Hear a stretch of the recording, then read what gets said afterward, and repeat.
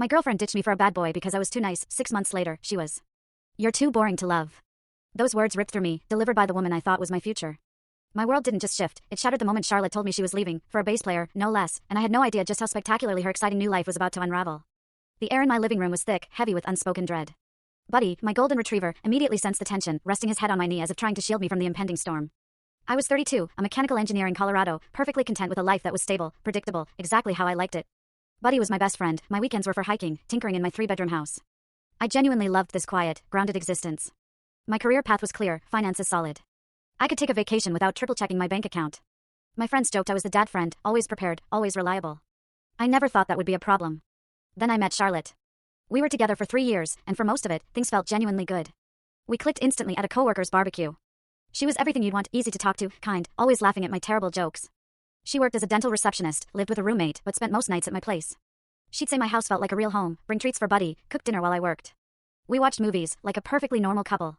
I truly believed we were building something special. The first crack was so subtle, so slow, I barely noticed it. Charlotte found a new friend group, everything I wasn't. Unemployed musicians, bartenders working a few nights a week, people living out of vans and calling it freedom. I didn't hate them, they just weren't my people. But Charlotte started spending more and more time with them.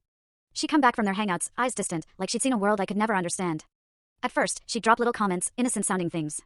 How a friend bought a motorcycle and just left for Florida, no plan. Or how another quit his job to follow his band, wasn't that brave and romantic? I'd nod, genuinely confused. To me, those sounded less like bravery and more like impending financial ruin. Then the comments sharpened. Maybe we should be more spontaneous, she'd say. Take a random road trip.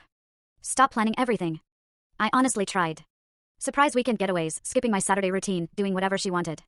But it was never enough. Because I couldn't change who I fundamentally was. I checked the weather before hiking. I schedule oil changes. I read instruction manuals. That's just how my brain works. The breaking point arrived on a Tuesday, out of nowhere. I'd just gotten home, planning to install some garage shelves. Charlotte was on the couch, a look on her face I'd never seen. She didn't even let me put my bag down. We need to talk, she said. I sat. Buddy instantly rested his head on my knee, like he knew. Charlotte just stared for a long, silent 10 seconds before speaking. She told me I was too nice. Not as a compliment, but like a flaw. Like my stability, my consideration, was ruining her life. She needed edge, someone who made her feel alive, someone without a color-coded calendar or a retirement plan at 32. I asked if there was someone else. I'm not stupid. The shift in her expression confirmed it before she even spoke. His name was Finn. 29, played bass in Broken Pavement, a band doing open mics and dive bars. He was everything I wasn't. Charlotte said he was exciting, lived in the moment. Looking back, I understand she was chasing a feeling, a thrill I couldn't provide. But to be told my whole steady, loving nature was a flaw? That stung. It still does sometimes. What would you have done differently? Don't miss the twist bottom left. Full story.